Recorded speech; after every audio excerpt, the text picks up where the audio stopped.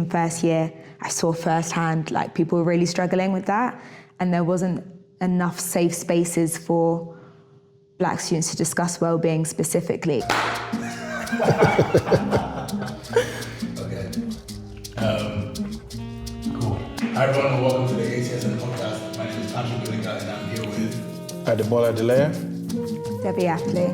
we are the ACSN, and our mission is to be the hub for all the ACSs around the country, for us to collaborate better, to discuss and to create value within ourselves. We're now going to go to our guest and have her describe to you guys a little bit more about who she is and what she does. Cool. So I'm a recent graduate of the LSE. I studied international social and public policy and economics. So I started my degree in 2021 and was ACS president 2022 to 2023 during my second year. And then in my final year, which was 2024 to 2025, I was the Students' Union's Ethnic Minority Students Officer, which looks after more broadly all students from ethnic minority backgrounds at the university. So yeah, since graduating now, I'm a civil servant. Beautiful. Okay. Cool. So you've always been in the community aspect. Before recording this, kind of got to know a little bit more about you and what you do, and it sounds like it's very much tailored towards community. You said you're a people person, or at least people were telling you that you're a people person. Yeah. So I want to know what made you get into becoming part of the ACS community, or community rather, at your university. That's a good question. So for some context, during sixth form, so my year 13 was COVID year. So it was a very, very strange experience. We were there until March, and then obviously didn't do my A-levels or anything. But just before, I think it was like January time, I started up a society at my sixth form college, which at the time was called Empowering, what was it? Opening the Eyes. I can't remember what it was called. It was Eyes, but I can't remember what the EYES was. I can't remember what it was. But the whole thing was about showing students in the wider sixth form what Black students were truly about and what they stand for, because I grew up in Ipswich, where there's a very, very small minority of Black students. I could probably count them on two hands, maybe. So it was just nice to have a space to bring us all together, and to have a safe space where we could be ourselves and talk about issues that concern our community. So started that, and then COVID came.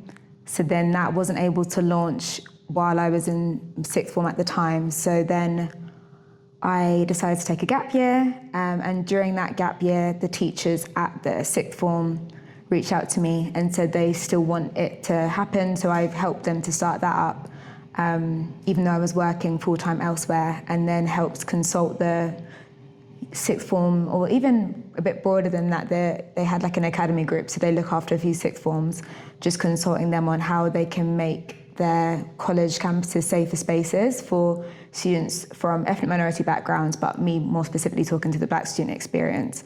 So I was involved with a few working groups then. So then when I came into uni, it was kind of like natural progression. I'd already started something and been quite involved with that. First year, just enjoyed it as a student, but felt that there was more that ACS could do for students at LSE, and how we could better collaborate with the other universities in London. So yeah, it just naturally progressed from there.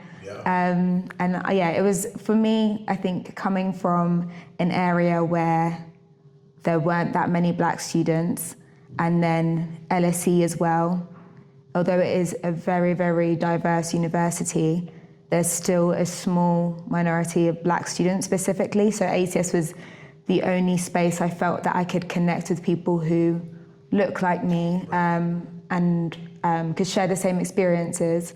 But at the same time, I was still comfortable on campus because I had been in an area where I was in the minority. So it's not like it was like a massive culture shock. But I think for some people, they needed ACS more, so to have more black students around them. And for me, it was just opportunity to connect with more black students. So yeah.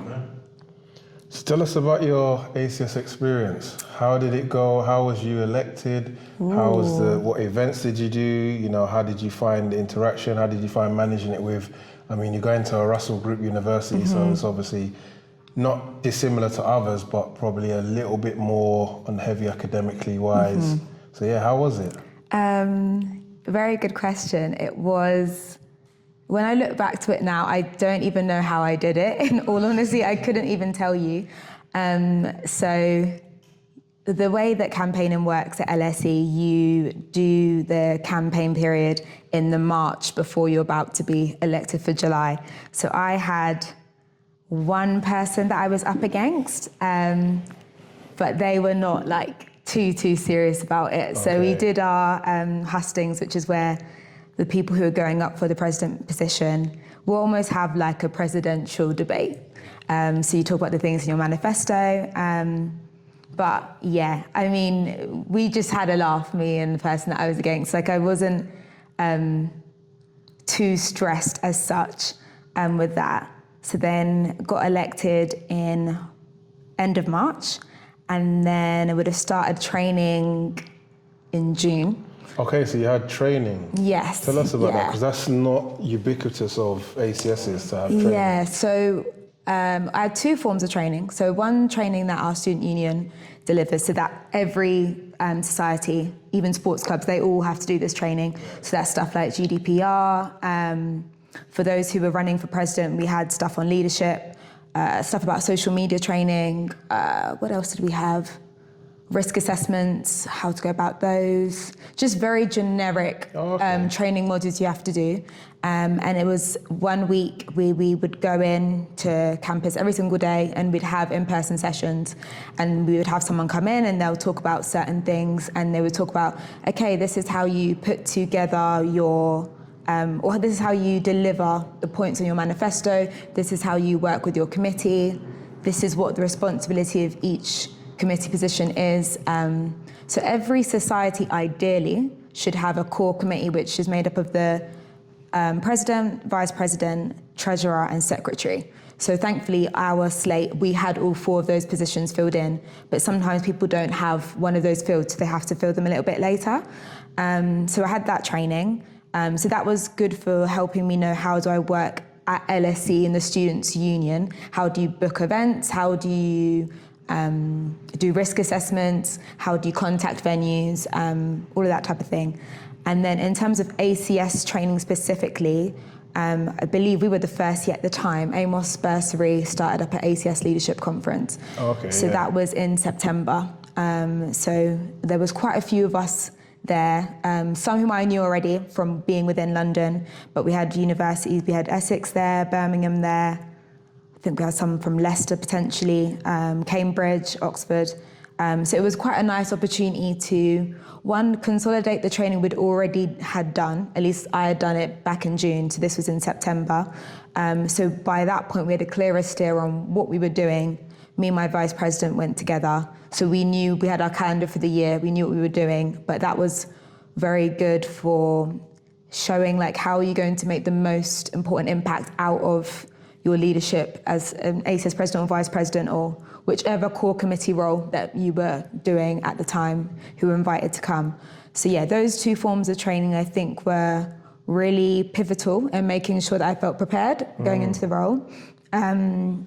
Sorry, and I think from a leadership perspective, my dad's a leader, so I think I've already been watching him my whole life. So I modeled some of that, things like being empathetic, things like how to make peaceful, I guess you could call them negotiations. Yeah, he does with a pastor, people. Right?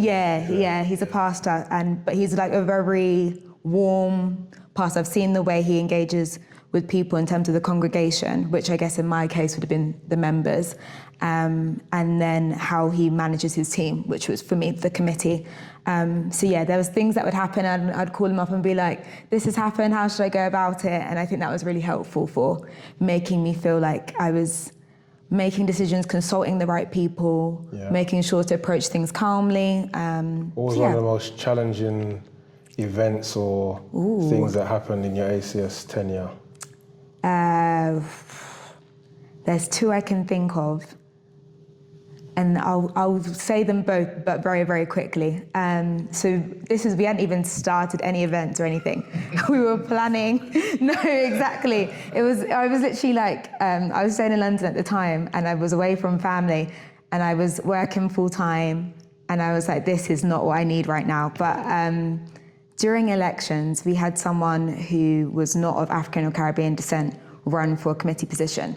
And they were voted. They actually got the position. Okay. And I think if you're talking about fully on credentials, like the person was a perfectly legitimate candidate, but there was no,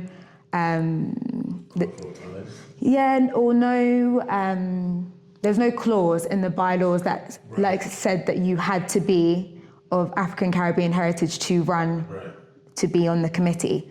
And I guess that only applies in the context of cultural societies anyways, and maybe no one anticipated that it would ever happen.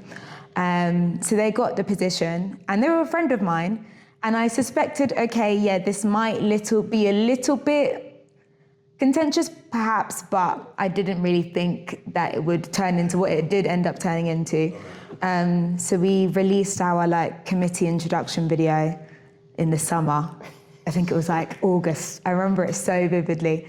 And obviously they was part of it, and people going crazy in the comments. We had bots, and it was getting out of hand and becoming like a PR scandal. And What I was were some of the comments? Oh, from memory, I don't even know if I remember now.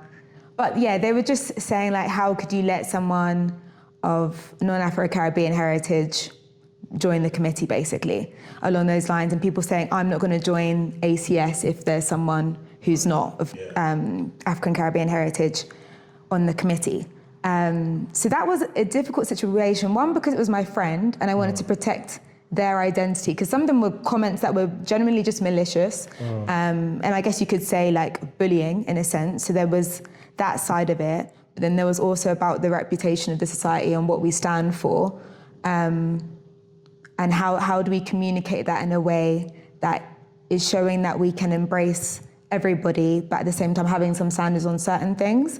So we decided to take the video down in the end, and then I contacted the Students' Union and I said, this has happened, it went viral, and I'm concerned that it's going to affect membership coming forward. I don't think membership had even opened yet. This was before term had even started. And it was just we're obviously, freshers are about to join, and this is not a great way. Yeah, it's not a good look, and it's just not a great way to start. So I had a discussion with them, and then we came to the conclusion that I would change the name or the role of the person who was previously events officer to a role that was not a key committee position, but they would still input into doing events. And then we elected somebody else to be another events officer.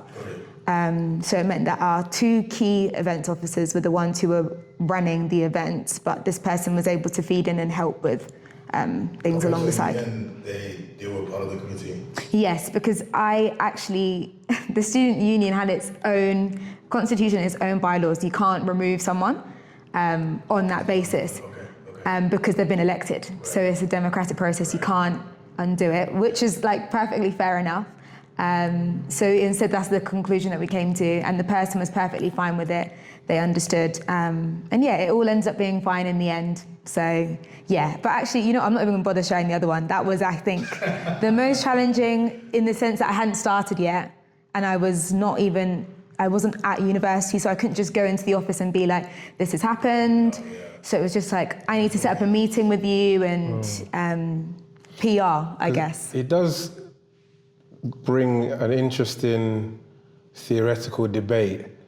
So if there is no bylaws to mitigate for someone being on a committee that is not from an African and Caribbean background, technically the president or the vice president, etc., could run and not be from the African and Caribbean and technically be voted in. So it's an interesting conundrum that could be faced, that you face. Funny enough, I had the same issue on my, I'll call it issue, but same incident happened on mine. A lady from, I think it was Eastern European background, ran as the secretary. She didn't actually get in, but it was, I was thinking, I'm actually going to have to face, a similar kind of issue here. I don't know if it would have been as big a deal, but it's interesting to see how big a deal it was. Yeah, I think at the time, because the person was elected, you would think there can't really be that much fallback from this because you generally voted for this person. Yeah. So to now, the person's now voted in, and then have such, like, when I tell you it went viral. I had to shut it down, I think, within like 24 hours. Wow. Because I was like, the rate that people were getting views, and it was like beyond London. So people were saying stuff from the Midlands, and it was just not good. And I was like, we're trying to set a standard as a LSE ACS. So this is not a great way for it to start. And I think when you don't know the behind process of the fact that it's a democratic process and this person was elected, that it's not as easy for me to just be like, okay, I don't care what everybody else voted for, I'm the president, so I'm going to decide whether you're... It doesn't work like that. And I think people maybe expected that it should work like that.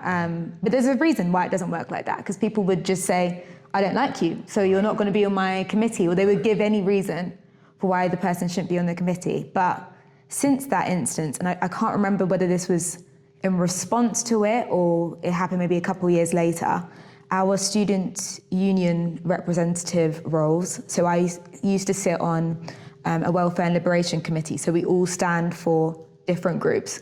So at the time, when I first ran for the role, it was called BAME officer, and you couldn't be non-BAME and run for that role. Yeah. That one was within the bylaws, and the same runs for LGBTQ plus officer. All of those you had to be, like, you couldn't be a man and run for the women's officer role, because that was introduced into the bylaws. But at committee level, in terms of like individual societies, I'm not sure whether any change is being made in the bylaws, and I don't know how they would be able to do it, in all honesty.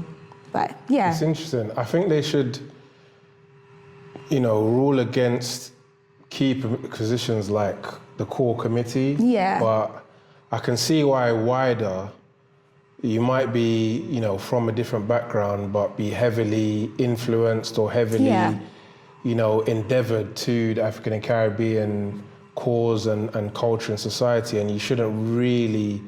It would be a bit too protectionist to say, just because you're not African and Caribbean by descent. Yeah.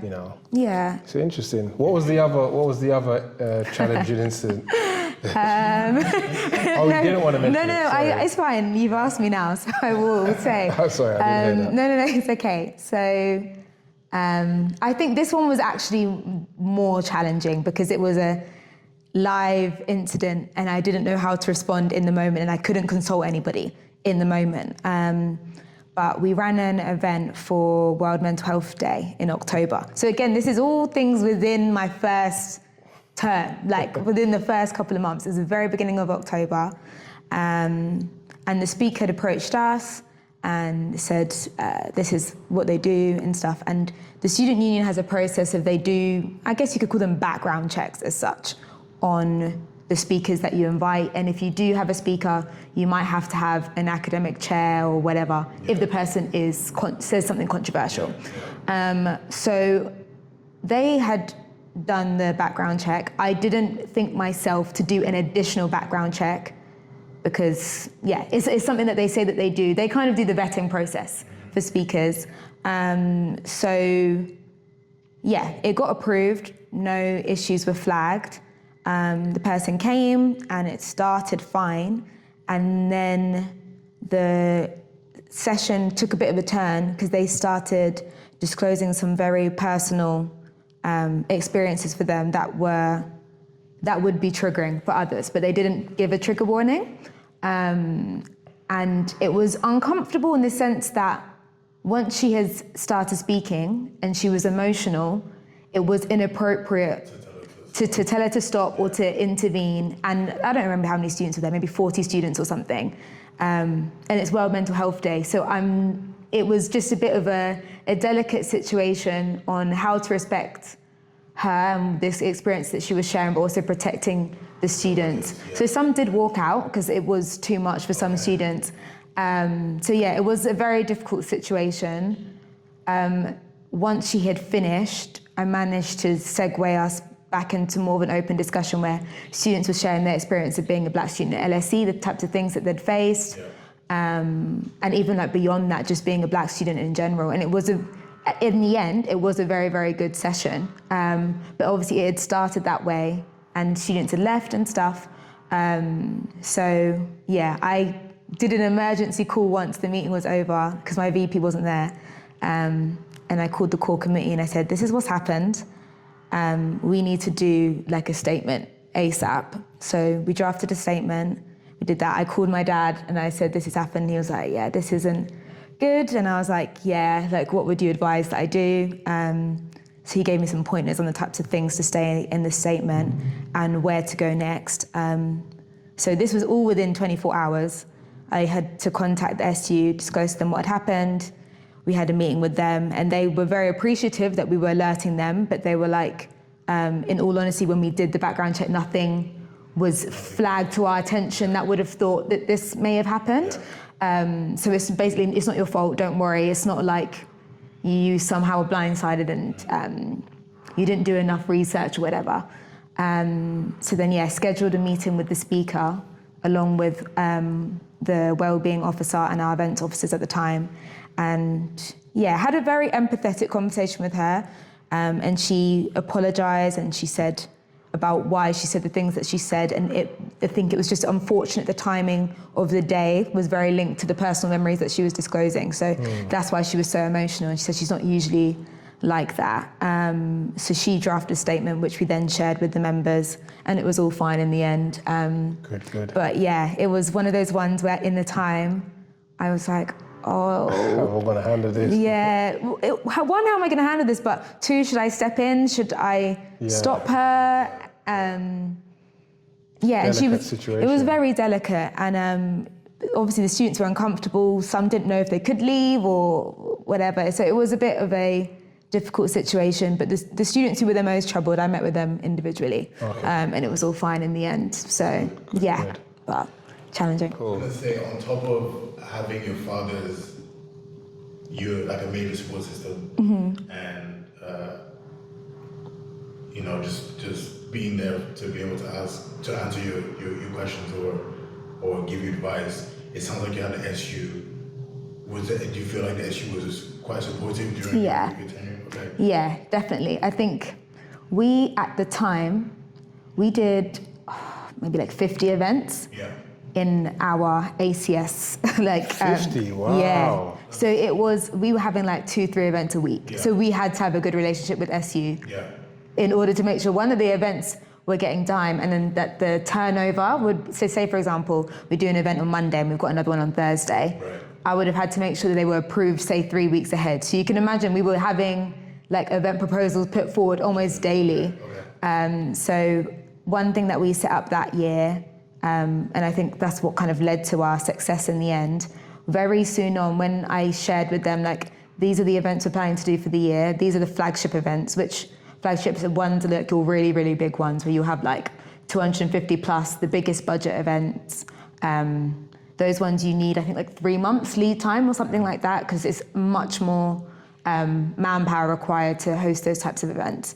So I think probably by October, I spoke to the SU and we decided that we would have fortnightly meetings to discuss all the events that were coming every fortnight. So that's why I meant that we could do that many, because I was constantly in the loop telling them, okay, we've done these events, this is how they went, I've sent you through these ones, the secretary sent you the risk assessment, can we get them approved? So we had a very quick approval time. So they were almost like a quasi-committee member themselves. Yeah, definitely. Okay, that's good. Because when we've spoken to a lot of the ACSs around the country, trying to get them into the ACSN, and it varies a lot in terms of like the support that SUs that some ACSs get with the SUs. Some SUs you think they hate the ACS because it's just there's a lot of red tape, a lot of like undermining, but then, you know, another culture, society is gonna get really nice, either budgets or really nice, what do you call it? They'll be taken care of. You know? Yeah. So it's good to hear that you were really involved, or rather they were really involved in what you guys are doing on a week-to-week basis. I also want to know, did you plan your events before the year started? Mm-hmm. Okay. Yeah, so I am like type A, like triple. Like I am a planner, I plan everything. Like every single detail of my life is almost planned. So we had our full year plan done by beginning of August. Yeah. So the SU, every society has to do this, at least the LSE anyways. You have to complete a society pack where you include all the key details of your committee members. You have to put in what you're going to put in your constitution for the year. Sometimes you change it, sometimes you don't. You would put in the responsibilities that you have assigned to your committee members, because I introduced some roles that didn't exist before. And then, oh, no worries. I'm happy to answer it as well. But at the end of it, then you have to list or give an idea broadly of the events that you're going to do, particularly the flagship ones. So I had spoken to my predecessor. I knew what the flagships were that LSE does traditionally. And then we as a committee met several times over the summer to be like, these are the flagship ones. This is what the dates that we want for them. So we had that sorted, maybe even July, actually. Okay. July, August time. So we sent that over to them.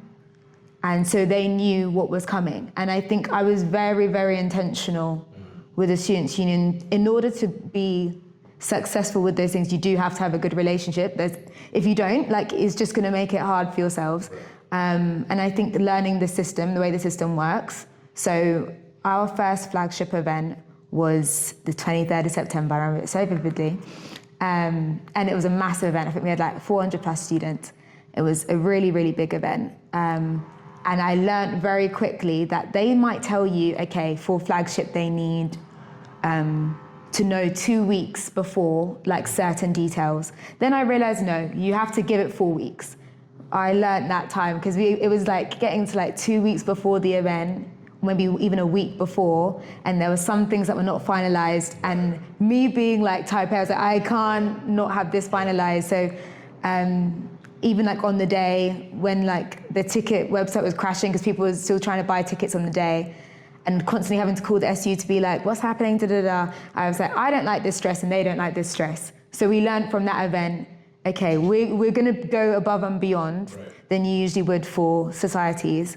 So in the end, that's why we were able to do the 50 events, and then we won Society of the Year in the end. So it was, it worked out successfully, but that's one thing that I encouraged people who came after me, like that summertime is like your key time to really like plan and try and get into the details as much as possible. It's nice to say, oh yeah, we want to do an event for Black History Month.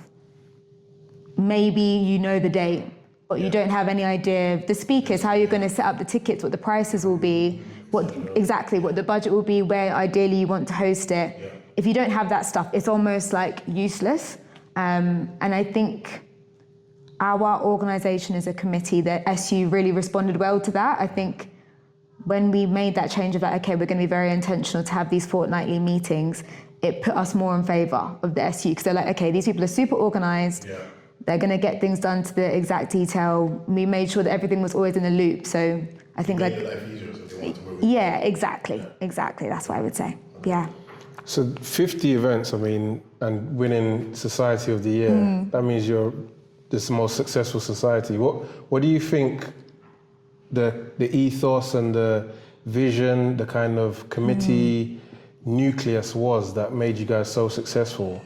We got on really well. We got on really, really well. That was another thing that I was very, very intentional about, and something me and my VP had discussed before we even, so as soon as we got elected. So I'm talking March, we hadn't done any training or anything. I think I must have made the group chat as soon as we were all elected. I was like, I know who my committee is, and We spent time together, we had fun together. So we went bowling in like April. We didn't know anything about how it was gonna work, but I was intentional to make sure we created space to build good relationships between us as a committee, which I think meant that when we were hosting events, we were generally having fun, and we would engage with other members and find out what they want. So I think the two key things that I would say made us successful, we had a great team, we got on really, really well, intentional about relationships, but number two, we really listened to our members. So we did, over the course of the year, maybe 4 like calls out to members to be like, let us know what kind of events you like. So obviously we had sent the SU like a few, I don't know at the time, maybe it would have been 20 events or something at the beginning of the year. But some of them just happened because students wanted them. So an example, the third years at the time, they wanted a space just for them. Because I think ACSs, I think you could say this probably nationally, once you go past second year, they don't engage as much because the academic stress gets higher, it's harder to engage in social events, and you might be less focused on building relationships, you're really just like trying to get your degree and finish. So we did a night just for them, and it was just like a de-stress event for them, and that went really, really well. Cool. But we wouldn't have known to do that if the members hadn't told us and we were able to do that event. So I think putting the members first and good teamwork, I would say, are the two things. I don't know if I mentioned this, but I was president of my ACSN. Oh, nice! No, you didn't mention. But during my tenure, we worked with our union. I think we had a pretty good relationship with our union. So we had a room at the main campus where it was pretty much the ACS room. Nice. So we hosted a bunch of events in there. I think most of our debate nights were in that room. Oh. But then we also give the chance for people to, let's say you've done your classes for the day, and you need somewhere, maybe not in the library, but you need somewhere where you want to do some work, and you know that there's gonna be other, Black people. Yeah. I think if they're also part of the ACS, you could go there. So the fact that you said you had a night, like a third year night, is really good as well. Because I think that the reason why I laughed was because there is, again, it's probably on the national level, you get first 5 events, on average, you can have really good turnout. And then you get into February or March, and it starts to kind of drop off. Yeah. And you have to find out how do you want to, what are the events that you want to do to maintain a good level, and knowing that it's going to decrease, the average is going to decrease, but you don't want to decrease too quickly. Yeah. So I think definitely planning. One of the things we did on our website was we dropped an article that explained to any upcoming community members what's the best way to essentially plan the whole year. One of those things that we mentioned on the article is plan early, plan ahead. So important. You have, again, like you said, flagship events, and I'm actually interested in what are the LSE flagship events. My second question is, what are some of the roles that weren't in that you then added on based off of what you thought was best? So the officers that were introduced during my tenure were wellbeing officer, Caribbean officer, international students officer. I think it was just those 3. Yeah, I think it was just those 3 that were introduced. And the reason why I introduced those is because when I was doing my hustings, so this even before I was elected, the person I was running against was of Caribbean heritage. But in that, it was very clear to me that members felt that Caribbeans were not being well represented all the time. They felt like some of them were becoming very African, and particularly West African influence. And I was very aware that I'm also West African, and the rest of my committee was West African. Well, no, not the entire committee. The rest of the core committee were West African, rather. So I felt I needed someone who their sole role is to make sure that Caribbeans always feel represented. I was like, it's all well and good me saying I have the intention of making sure, But I was like, because I'm not of it, it might not come to me immediately to think, oh, and I don't want to be doing things falsely either and saying, oh, I think Caribbeans are going to like this, and it's just an assumption that I've made. So that's why I brought in that. International Students Officer, because, one of my best friends at the time was an international student, and she had said about how our friendship, like some of the friendships she'd made at LSE had been very pivotal in making sure she felt settled at the university. And I thought that shouldn't just be her experience. Every international student should feel like that. So that's like providing stuff on information on like bank accounts, visas, how to use the London transport system, that type of stuff. So we released an info pack on that. And then the other one was the wellbeing officer. One, I was working for mental health charity at the time, and I just felt like it's really, really important. And I can't just have it on me to be, I'm concerned about the well-being of my committee members, but I needed someone who was thinking about what we can host for the wider society members. So those are the 3 officers that we introduced. And then the flagship events were Summer Shutdown. So that was like our Freshers Week biggest event. So that was within the first week of term. Then we had February, which was Black Ascent. So we host that with Imperial. So that's been running for a few years. Then we had, you're really racking my brains now to see what the flagship events were. Those 2. There were a few others that were flagship, but they're UOL flagship. So UOL being University of London. So us as a group of London universities, we also connected very, very early on. Probably back in, June, July time. By the time we knew who the presidents and vice presidents were for all the ACSs, we made a massive group chat. So I think this might have even been ahead of our Amos. We need to get invited to that group chat. It's definitely not active anymore because none of us are at university anymore. So we've all graduated. See, that's sorry to interject it's okay. there, but 2 things I picked up there. You were talking about international students feeling settled. And continuity. So that's the reason for, shameless plug here, but that's the reason for ACSN.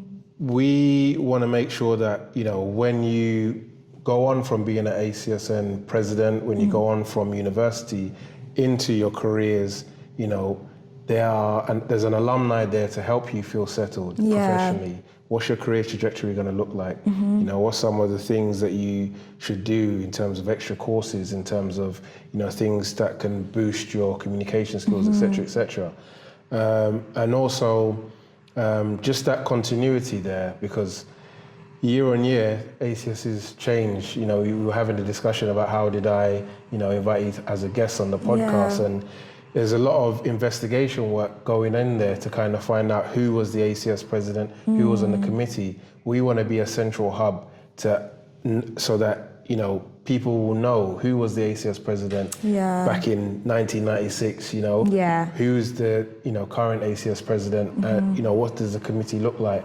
And that's going to create, an ecosystem of like-minded individuals that will be able to, do so much once we're able to economically and institutionally empower them. That's the kind of goal. I think it's very important as well. I think a lot of information can be lost because there's not connections made. So say, for example, I knew my 2 predecessors, so the ACS president when I was in first year and the one before that. I only knew those 2. And I only found out, I did ask the SU for the information to be like, can I know, like, say, our membership sizes over the years? Can you even tell me when ACS at LSE even started? And they didn't have that data. And I think that's something that SU should have, but they didn't have it. So I had no idea in a way of the history and the heritage that I was walking into. Some of it I did my own research. So I scrolled through Facebook because I felt that's where the oldest stuff I would find. But then I guess it existed before social media. So I think I was contacted by an ACS president when we won Society of the Year award, because ACS had never won it before. So she was like, oh, I'm the ACS president. You just went over that. Because I think it feels so long ago now. She was like from 1980 something. So I was like, oh wow, it's nice that you've stayed. Yeah. She's just been following it, but she only made herself aware when we won the people that award. care about what's going on from people do. back in the day. You know? Yeah, people do. And I think the university, and they only started it that year, or started the conversation, should I say. Me and my VP had a conversation with our alumni centre, so they obviously look after all the alumni, the hundreds and thousands of them, and they were trying to set up a Black alumni network that year. So they asked us, do you have the data for all the details of people who have been in ACS before you? And I said, unfortunately I don't, because we only have the WhatsApp group chats, which is probably the best capture of membership at the time, but that does not include previous years. And I couldn't tell you what graduate years people are, I couldn't tell you any of that stuff. And the SU only keep the numbers of the members. They don't keep who was in it. That is a project that we really want to it's important. undertake. So from what you kind of know about ACSN and the project and what we're trying to do, what are your thoughts on it? I think it's a really important initiative. I think it's really great to unite ACSs, I think, nationally. I think there's like almost like little groups of ACSs. So I think from at least when I was president, like the Midlands, they were quite well connected. Oxbridge, they were quite well connected. London universities were quite well connected, but were not connected to each other. So the year the ACS president after me, they did an event with Cambridge, which was really cool, because I think our ACS used to do stuff with Cambridge years and years ago, but geographically, obviously we're not close to each other, so a lot of collaborations happen on geographical convenience, not like an intentional reaching out. So I think even like the Amos Bursary Leadership Conference that they started in 2022. Where was that hosted, by the way? In London. In London. And then, so ACS presidents nationally would have been bussed in, or? Yeah, so they covered our travel to come in, and we stayed the weekend, so it was a Saturday to a Sunday. So they covered accommodation, travel, that's cool. Yeah, but I feel like that was a great way to meet with people from other universities, because I guess we are all, like we're all serving the same communities, but we might face different challenges. So, for example, no plantain in the north. they might struggle more so with like geographically their area doesn't have stuff for Black people in general, let alone focusing on their Black student membership. Whereas London is the other extreme. There's so much, but it's almost overwhelming. Like, especially if you're an international student, you wouldn't know where to go to get certain things. So that was something in our year, and I think thankfully has like continued, is like people asking stuff like, where can I go get my braids done? Because there's just like, you don't even know where to look for information. But it was nice to have that space to just discuss about like, because it was before the year had started, so just like discussing what we're thinking of doing. People discuss collaborations and stuff. URL, we built a really good bond there, spent some good time together. And then they had a recap in March. I wasn't in the country at the time, so I sent my secretary and treasurer to present on our behalf. But it was also good for having some sort of accountability, because Amos Bursary was very good at saying, okay, you set out your goals in September of what you said you were going to do. In March, what have you done? So we all had to do a presentation, so I obviously gave them the data. And that was like another like thing to fight for. I guess Society of the Year was another recognition of that, but that's the way you're comparing is different, because you're not comparing to other ACSs as such. It's any society. It's very, very different. Whereas, Amos Bursary was ACS specific, so you could be inspired by others, talk about collaborations, or like if someone's done a really great idea and you want to do it as well, ask them about how they went about it. But I think ACSN will be another great hub for like information and also like training future leaders, those who might not have access to things like Amos Bursary or things like that. So that's what I would say. I'm curious to know what was your manifesto? So when coming in, what did you want to do, and what did you get done? Very good question. I should have refreshed on my manifesto before I came, because I've had like 2 manifestos for other roles since. I'm going to make sure that I mention the ACS ones. So I think, Caribbean students ensuring that they felt seen and that the events were open to everyone and it were not, Afrocentric in the sense of being African, not, and forgetting or neglecting Caribbean culture. So that was one of those. And I think bringing in the Caribbean officer was a very good strategic change. It was like also a signal to others to be like, okay, you've brought someone onto the committee who's especially for this. That's already a good sign of intention. So that year we started the Caribbean Conference Series. So that came out of LSE for a very, very long time. They have an Africa Centre, so they have courses that are particularly related to African studies, and they host an Africa Summit, which has been running for years. A lot of African presidents have gone to LSE, and they usually come back for this Africa Summit. I know about, I think Kings has one too. Oh, okay, yeah. I didn't know that Kings has one as well, but I guess it makes perfect sense if they've got that courses that are specifically for that, and their department, I guess, hosts this thing. My friend, he did Kings at he did his master's at Kings, and they have an African Leadership Center, I believe. Oh, okay, yeah, very, very. Maybe they organized it, or they're very kind of close to it. I wouldn't be surprised. LSE is the same, the Africa Summit, and they have a program for African leadership who are involved in that, but I can't remember what the title is, but the department that focuses on African studies, something institute. They head that Africa Summit. So knowing that there was no Caribbean equivalent, it really shouldn't be a society responsibility, because that other event is led at a university level. A lot of funding goes into it. Right. They have academic backing. They have staff backing it and leading it. And it's got a very long history. So it's very well established, and they get very, very good speakers for it. So our Caribbean officer started an equivalent, which she called the Caribbean Conference Series. So that was just to talk about topics that were concerning the Caribbean islands specifically. So we had some really good speakers for that.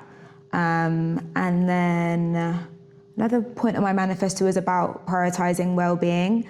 I think from my own personal experience you asked me earlier about how did I balance the studies and the ACS leadership, yes, was one thing, but how did I manage with the academic pressure? I think in first year, I saw firsthand, people were really struggling with that, and there wasn't enough safe spaces for Black students to discuss well-being specifically. So we probably hosted maybe five well-being events, or maybe more than that actually. Some of them we didn't necessarily use the word well-being. So we had 2 de-stress with ACS events. So they were just we'd book a classroom, people could just study together, we'd provide food, and it was just supposed to be a calm setting to revise and talk to other people in other years. And then we had just very specific ones, so World Mental Health Day, Men's Mental Health Month. We did one for Mental Health Awareness Week. We did something for women specifically. So easily about 5. But that was a key one of my manifesto, which we achieved. Increasing membership, I think, was a big one, which we did 110% increase or something like that. I don't remember the stats off the top of my head, but it was, more than double than what they had the previous year. So I was really pleased with that. And I think, having regular and consistent events that were tailored to what the members want, and I think we achieved that. So, we had some private ones that between me and my VP that we committed to at the Amos Bursary Conference, which was, we did want to win Society of the Year, so we were strategic about it. We didn't know how, but we knew what criteria that they would be checking. So when it came to doing the application for... You had everything. We had everything. We'd hit all the criteria. So I would say from what I can remember of my manifesto, we were able to hit most, if not all. But again, I think I'd have to look at it again to see what I said I would commit myself to. It's good so far. Yeah. But maybe it's because I'm remembering the good things and I just don't remember the other stuff that we didn't get done. I was gonna ask, what is, you talked a lot about, like, you mentioned your VP quite a bit. What advice would you give to people who, you know, they're in the committee right now, or maybe they'll be listening to this or watching this before they get into the committee? How do you manage, you know, committee relations essentially? Because I don't know, did you know all the committee members beforehand? Were you good friends with them beforehand? Or was it when you guys kind of, you know, you knew who was who, what are some of the things and initiatives that you did to make sure that, you know, everyone is working well so that you can work well for the members? Yeah. So between me and my VP, we were like the perfect mix of personalities for like leadership success. Right. And I say that in meaning to say, again, I'm going to refer back to this Amos Bursary Leadership Conference, but genuinely, like, that really set us running. We did an exercise, it was like a Lumina exercise where you learn about your leadership styles. So we had the opposites, which you would think, oh, well, then you're going to clash, but it meant that we had different strengths and therefore could show in different things. So say, for example, I think I had a lot of ones that were like focused on community and being empathetic and having discussions, and she was more on the red, which was like very good at like being assertive and making a strategic decision on where we're going. So we were the perfect balance. I think once we knew, okay, this is how you operate as a leader and this is how I operate as a leader, and these are where our strengths and our weaknesses lie, we know who's best to show up for certain things.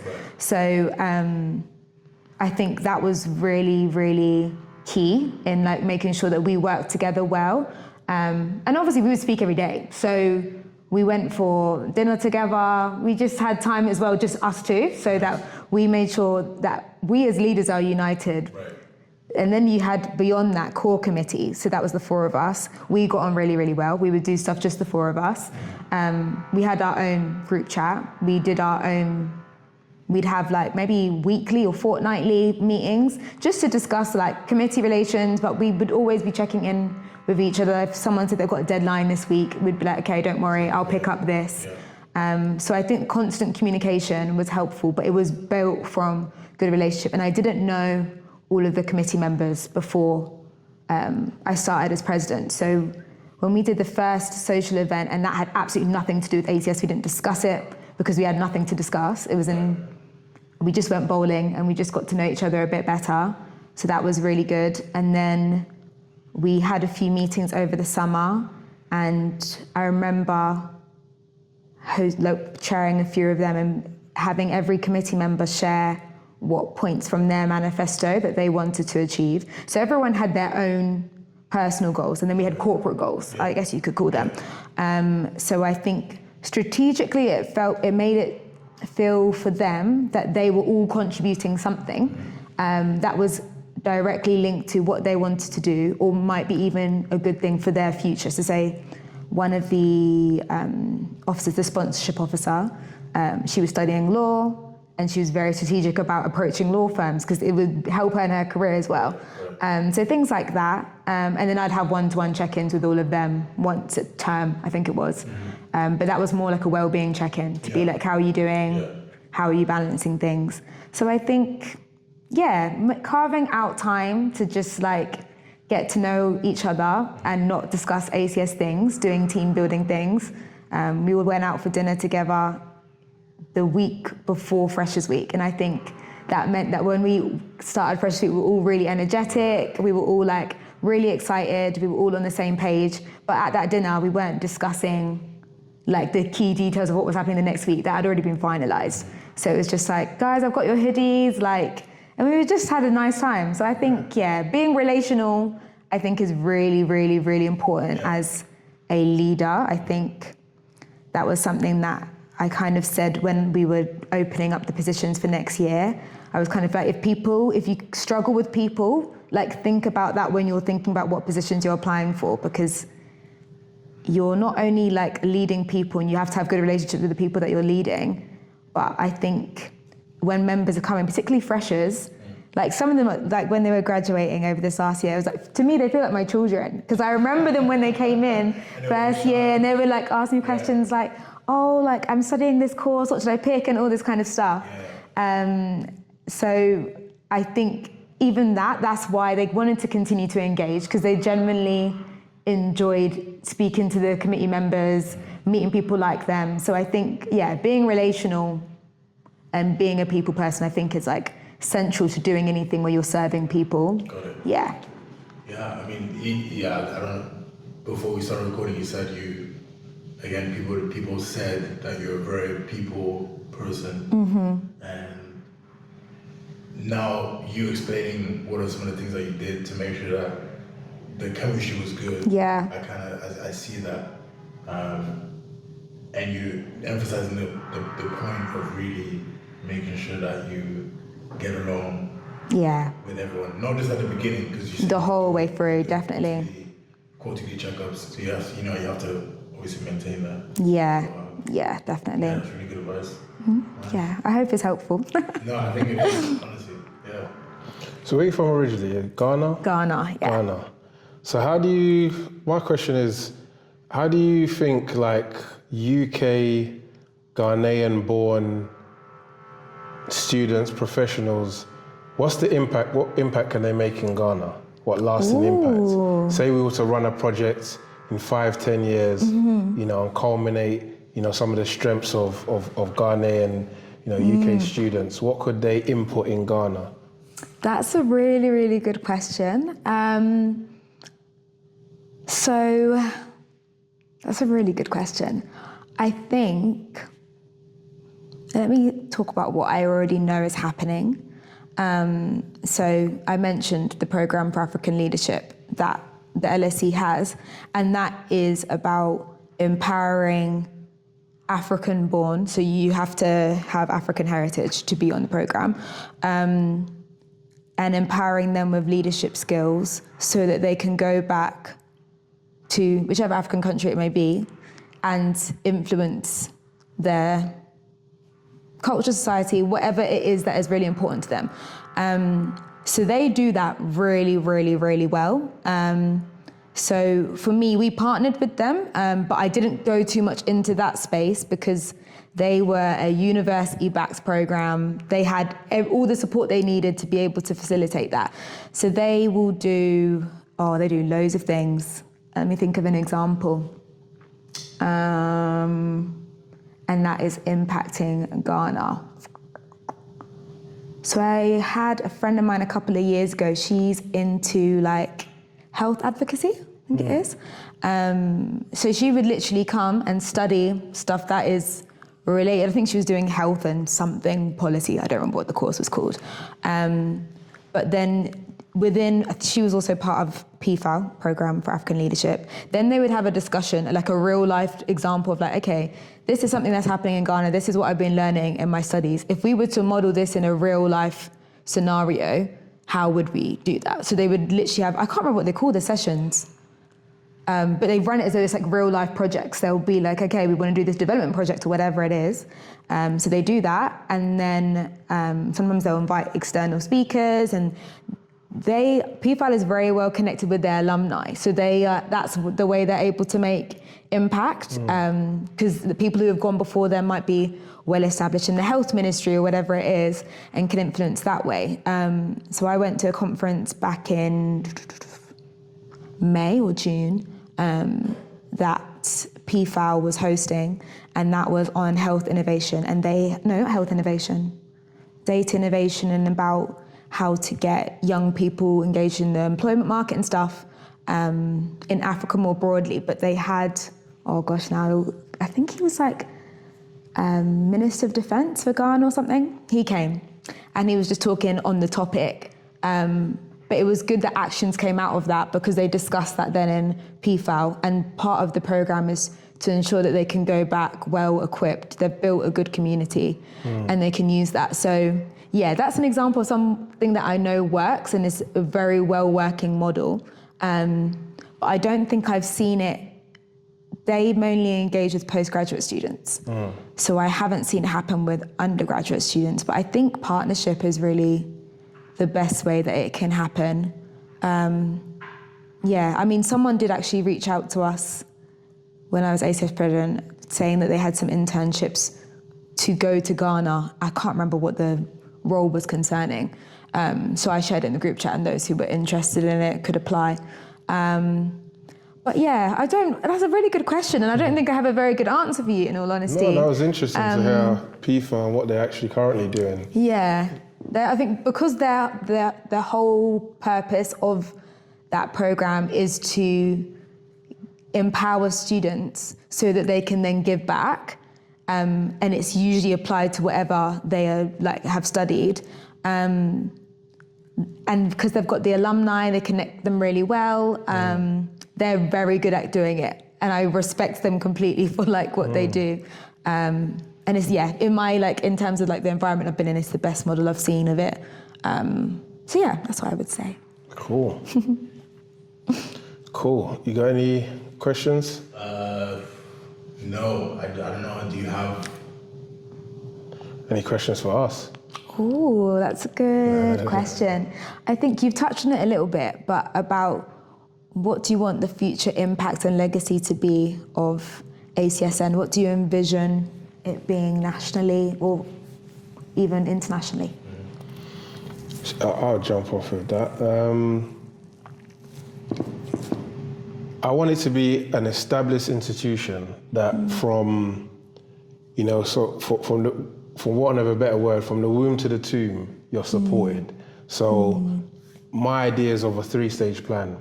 So pre-university, we see the dearth of lack of knowledge of self, lack of awareness that a lot of teens and young people have, which is, for me, one of the reasons why we have youth knife crime, why we have some of the problems that we have within our youth going from the school to prison pipeline, and then those that can attain a lot. I mean, there's a lot of studies done of why young black boys attain so well in primary school, but then there's a sharp decline when they go to secondary school, getting more women into STEM, more young women into STEM. So there's a whole, caveat of things that can be done there to help them progress into university or a vocation or profession.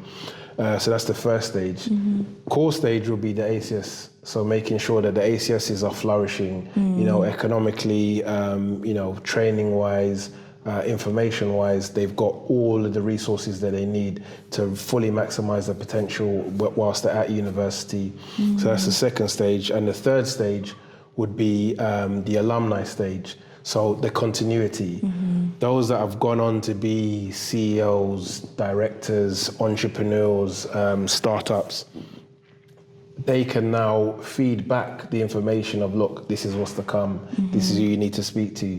There's this role going, there's this pot of money there that you guys can attain. There's this internship that you could do abroad.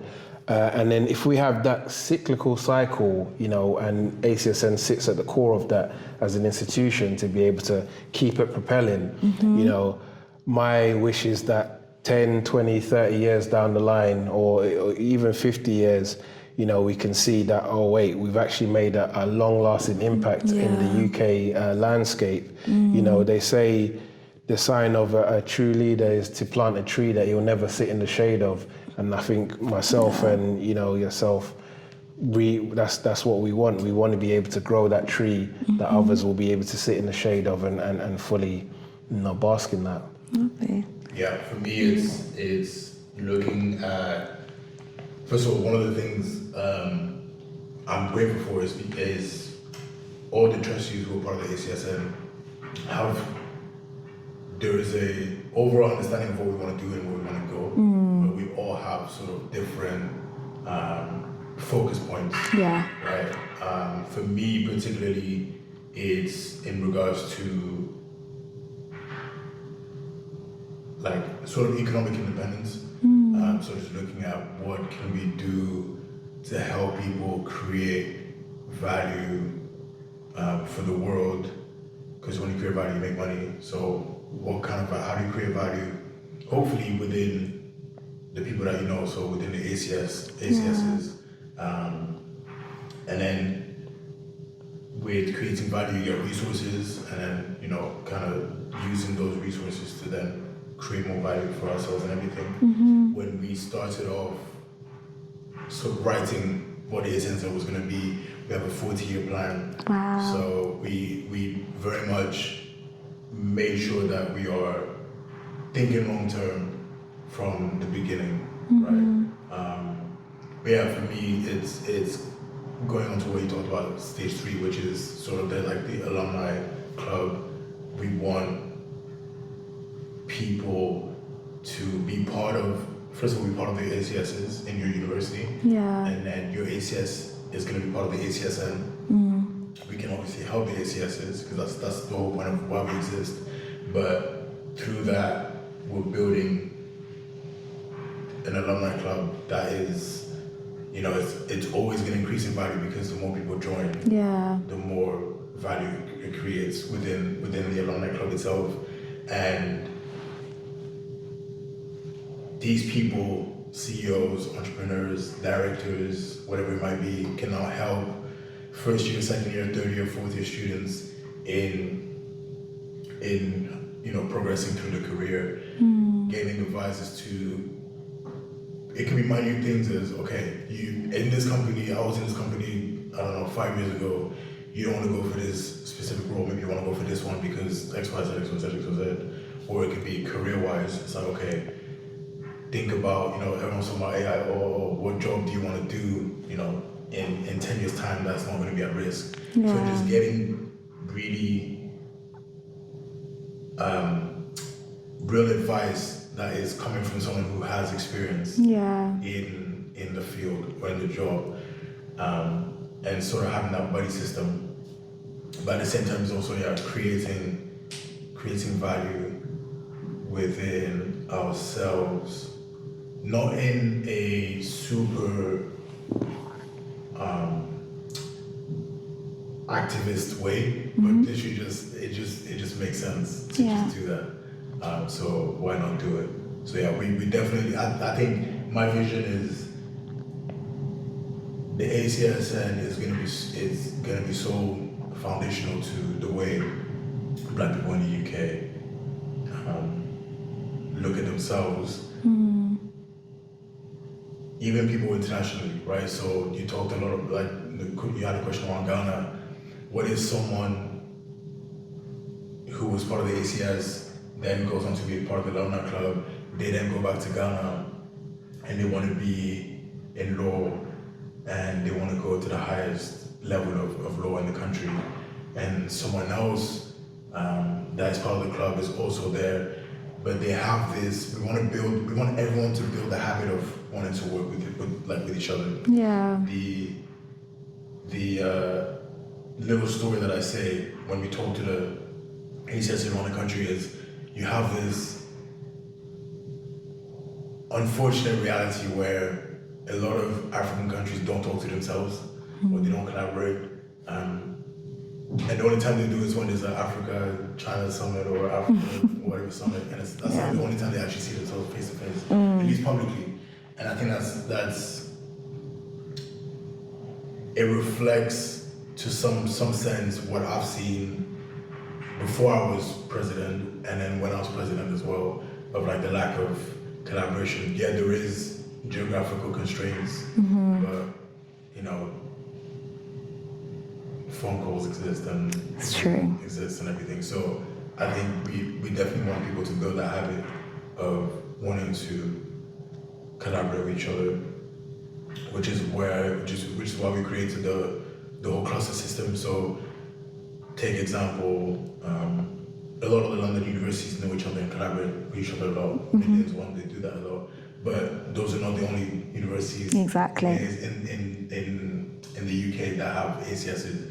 And so we're building at the moment, as we're adding more ACSs on board, we're building these different clusters around the UK so that people can collaborate within the geographical constraints, but then as well, different clusters can collaborate with each other, or compete in a positive way in order to, I don't know, get something out of it, or even just link up and network with different people in different clusters, right? So that's essentially some of the things that we want to do.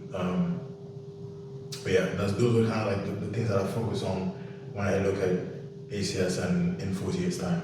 But then all our other trustees have other things that they deeply care about, that we as a whole understand that these things are important.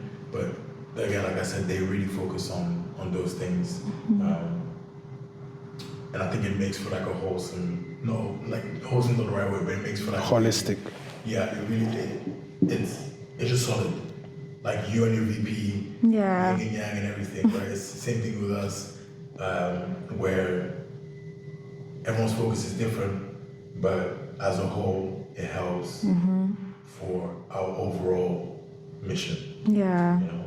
Yeah, and I was even interested to hear, because you mentioned about different focus points, and what you think about, I don't know if you've seen it recently, I think it might have been a few months ago, around Precious Time, but a girl had posted a TikTok about how ACS is not for everyone, essentially, if I'm to just summarize it. And when I saw it, I agreed with her, because I think sometimes, and it's easily done, I think leaders put their own spin on things, so they do what they want to prioritize, even if that's like very indirectly. Like I could put members forward as much as I like, but there's also going to be my own personal influence on what we focus on, and I think that you'd say that the same for like a lot of leaders generally. But how do you think that ACS can be more inclusive so that more Black students engage? I mean, yeah, we've, in our ACSN and LSE, and I wouldn't be surprised if this is the same in other places, membership is different every year, and it will depend on what type of events the ACS is doing, and how inclusive they are will determine the membership. And even in my, like the role that I just finished with the Students' Union, one of the things that I was saying, because we had a Black Student Experience working group which involved some school departments, one of the things I was saying was that you can't use ACS as though it's like some Black monolithic group where like every Black student is involved in ACS, because they're not. And every year you'll have different students engaged based on what the events have been or are going to be. So how do you feel like ACS can be more inclusive so that more students can engage and then build this wider group without like excluding others who might not think there's anything in there for ACS for them? I think it's really easy, and it's what you said earlier, and so what you've done even is asking. Yeah, well, that's true. Yeah. At the beginning, it's something that we learned very quickly when we were talking to ACSs, because we came from our experiences, either as being part of the committees at different universities that we've all gone to, and we came in with what we thought was good, which was, I think to some extent was still correct, but it's not the best way to go about it. So we then asked a lot of ACSs, what do you need? And I think just starting there, get people involved. The pillars of a community, I think, is getting people involved. Right? Or getting as many people involved as you can, and making them feel like they actually have a say, whether it's an idea that someone has said that then was taken into account and was built out within the internal team or with the collaboration of other people. I think that's what you have to do. It's just to get people involved.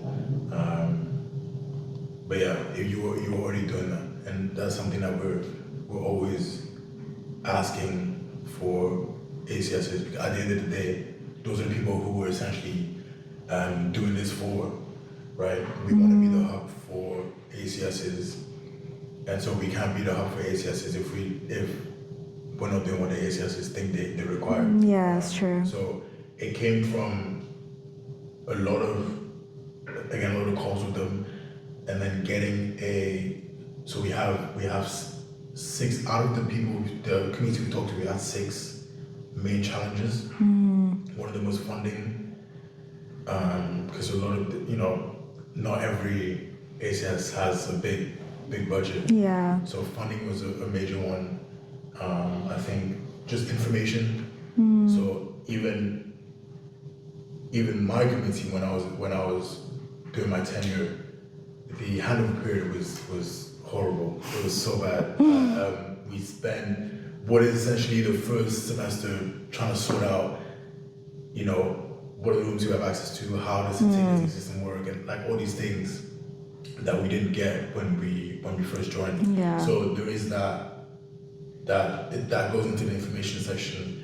Part of the information section as well is the aspect of there's no continuity, right? So the committee that in this year, we strongly suggest that there's some sort of documentation that is built. Definitely. Not just it can be for as a person in the committee saying, okay, when you came in, this is what was going on, and when you got out, this is what happened. Right? Yeah. So having the aspect of keeping tabs on what was going on throughout the year, but then there's also at the committee level understanding what are the things that was done.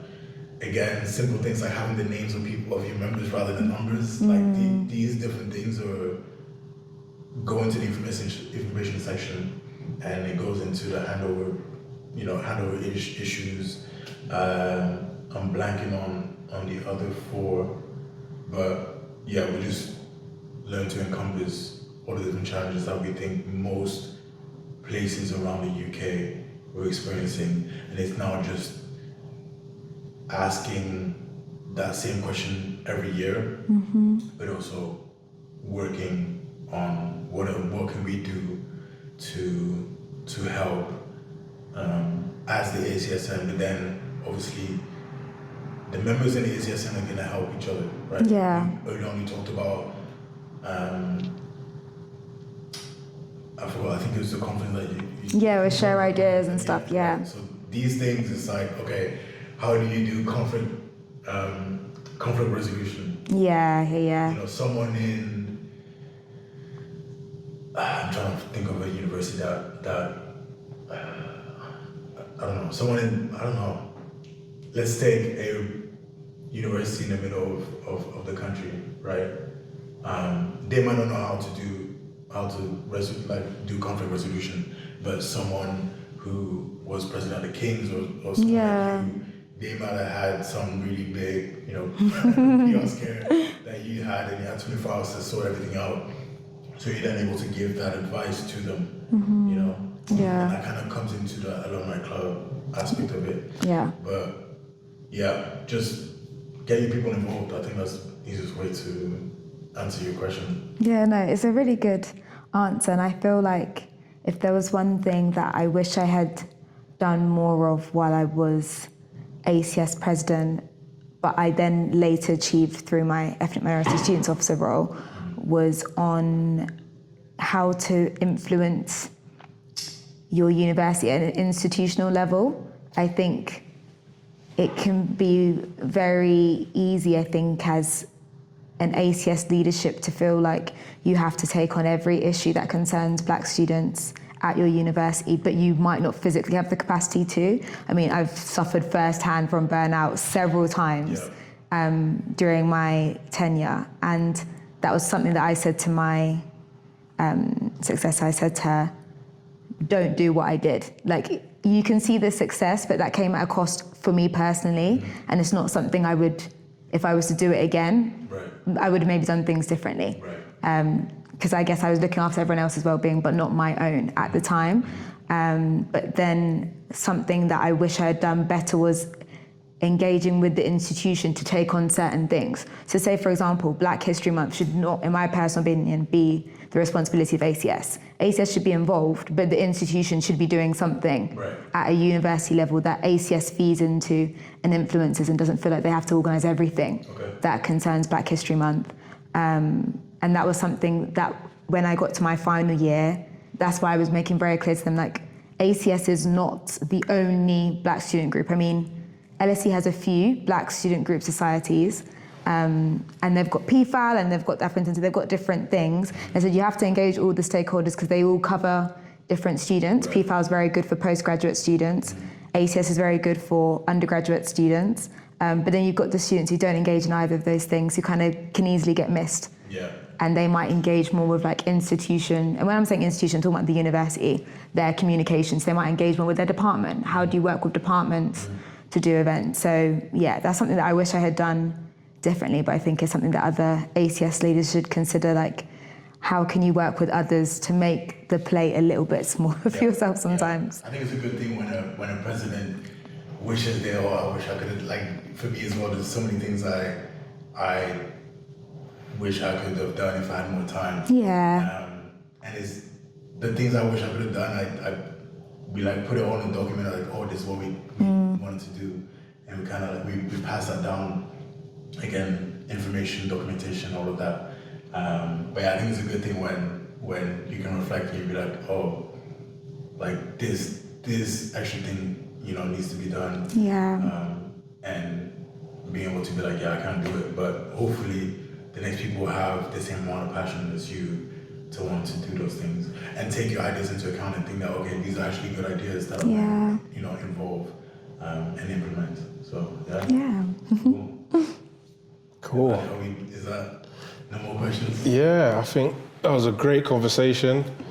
I'm sure hopefully we'll be seeing you in the future in some form or way. Well, thank you so much for coming. No problem. Thank you for having me. This has been Debbie Afflu. Yeah, Afflu. A-F-L-U. Afflu. Where's that? Gar, Shanti? Ewe. Ewe. I was about to say my mum's tribe, but no, it's my dad's tribe. Cool. Nice. Perfect. Outro. Yeah. This has been the ACSN podcast. We've had a fantastic conversation with Debbie Afflu. And yeah, watch out for the next one. It's coming soon. Please donate to our cause as well, and that'll be on our website. There'll be some on screen, hopefully.